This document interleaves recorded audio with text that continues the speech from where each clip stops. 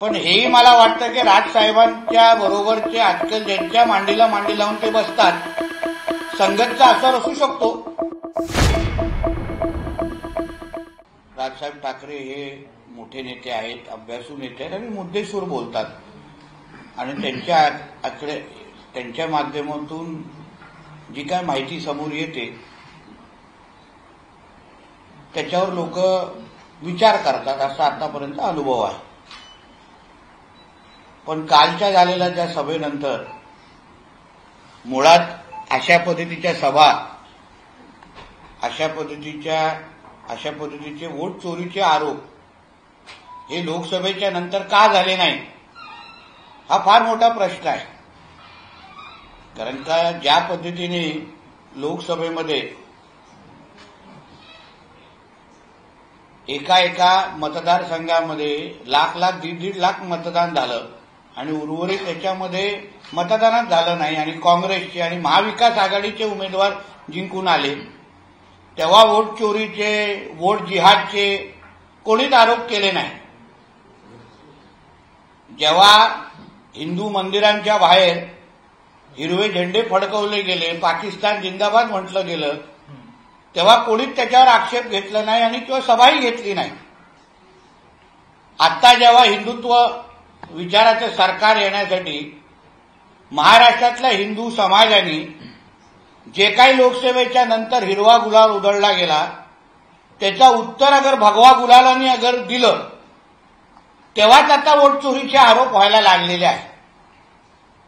असो, पण हेही मला वाटतं की राजसाहेबांच्या बरोबरचे आजकाल ज्यांच्या मांडीला मांडी लावून ते बसतात संगतचा असर असू शकतो. कारण का उद्धवजी आणि त्यांचा मुलगा आदित्य ठाकरे यांच्या मेंदूची साईज केवढी आहे हे आता महाराष्ट्राला चांगल्या पद्धतीने माहिती आहे. 1-2 दिवसा अगोदर आदित्य ठाकरेंनी दिल्लीच्या ट्रान्सपोर्ट डिपार्टमेंटचे फोटो छापून ट्विट केलं होतं. म्हणजे हे त्यांच्या मेंदूची साईज. आणि ज्या पद्धतीने कालच्या सभेमध्ये वाढवण बंदराच्या संदर्भात उल्लेख करत असताना मी छातीटोक पद्धतीने सांगतो की आदरणीय राजसाहेबांना चुकीची माहिती दिली गेलेली आहे. मी स्वतः त्या खात्याचा मंत्री आहे, बंदर खात्याचा. महाराष्ट्र सरकार म्हणून वाढवण बंदरमध्ये आमचा 26% वाटा आहे महाराष्ट्र सरकारचा, 26%.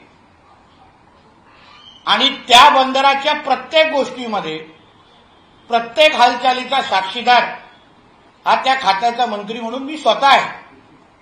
प्रधानमंत्री असतील, आमचे मुख्यमंत्री असतील आणि आमचे सगळे बंदर खात्याचे अधिकारी अतिशय चोख पद्धतीने आणि बारकाईने या वाढवण बंदरामध्ये सगळेजण काम करतायत. वाढवण बंदरामुळे आपला देश आज जिथे जे नगण्य आहे त्या बंदर ह्या क्षेत्रामध्ये, बंदरांच्या जागतिक बंदर यादीमध्ये एकाच्या वाढवण बंदरामुळे पहिल्या 5 क्रमांकामध्ये येऊन थांबणार आहे. जो 20 मीटरचा जो ड्राफ्ट म्हणजे खोली ज्याला म्हणतात, जो आजच्या तारखेला कोणाकडेच नाही. कुठल्याच देशातल्या सर्वात जास्त खोली असलेला जो मुंदडा बंदर आहे, मुंदडाकडे बंदर आहे, तो 17 मीटरचा आहे, हा 20 मीटरचा आहे. आणि ह्याच्यामुळे सगळ्या पद्धतीचे जहाज, मोठे लहान सगळ्या पद्धतीचे जहाज त्या वाढवण बंदराकडे येऊ शकतात. आता मग नोकरी संदर्भात अगर आपण बोलाल तर 12 लाख डायरेक्ट आणि इनडायरेक्ट पद्धतीचा रोजगार हा फक्त एका वाढवण बंदराच्या माध्यमातून स्थानिक तरुण तरुणींना भेटणार आहे, महाराष्ट्रातल्या तरुण तरुणींना भेटणार आहेत. आणि त्यासाठी आदरणीय लोढा साहेबांच्या मंत्रालयाच्या माध्यमातून कौशल्य विकासाचे असंख्य कार्यक्रम घेण्याचे कार्यक्रम सुरू आहेत.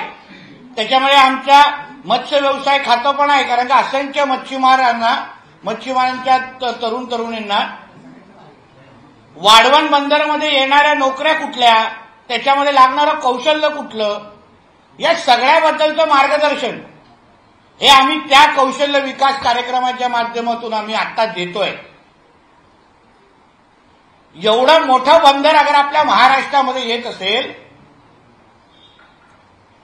आणि त्या एका बंदरामुळे 12 लाख तरुण तरुणांच्या नोकऱ्या आणि 2 हाताला काम मिळत असेल, तर मग ते बंदर कसं चुकीचं आहे? त्याच्यामध्ये असंख्य मोठे छोटे उद्योजक आहेत,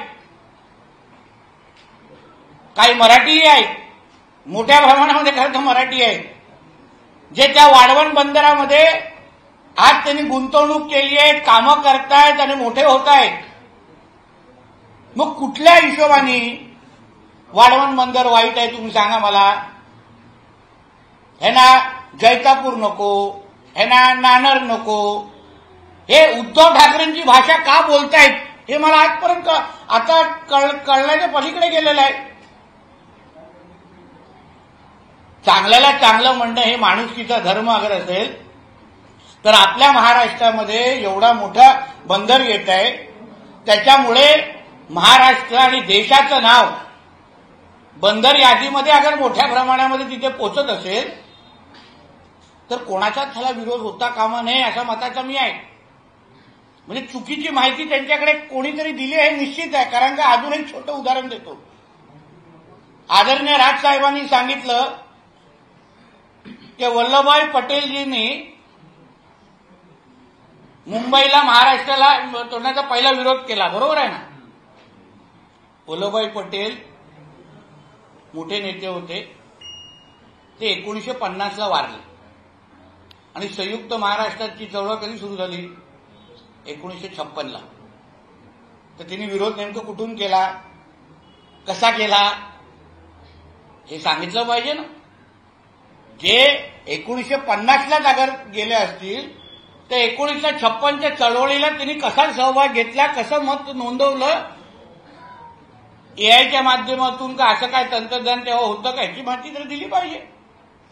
अशा पद्धतीची चुकीची माहिती अगर आदरणीय राजसाहेबांपर्यंत पोहोचत असेल आणि एवढा मोठा नेता अशा बाबतीची अगर भाषा करत असेल ना तर हे चुकीचं आहे, हे कोणाला मान्य नाही. अशा पद्धतीच्या चांगल्या प्रकल्पाला विरोध, चांगल्या प्रकल्पाला गैरसमज कोणीही करू नये असा मताचा मी आहे. अदानींना भेटीगाठी सगळेच करतात, फोटो आहेत शिवतीर्थावर येणारे अदानींचे, मातोश्री तेवर येणारे अदानी. अगर कोटला उद्योजक अगर आपल्या महाराष्ट्रासाठी देशासाठी अगर रोजगार निर्मिती गुंतवणूक करत असेल तर त्याला विरोध कशाला करतोय आपण? विरोध कशाला करतोय? म्हणून वाढवण बंदरा बाबतीमध्ये तरी कुठलंच चुकीचं काम होत नाहीये. उलट आपल्या महाराष्ट्राला अभिमान वाटावा अशा पद्धतीचं काम, आणि त्याच्यामुळे असंख्य तरुणांच्या 2 हाताला काम या फक्त ह्या वाढवण प्रकल्पाच्यामुळे मिळणार आहे, हे मी छातीटोक पद्धतीने सांगू शकतो.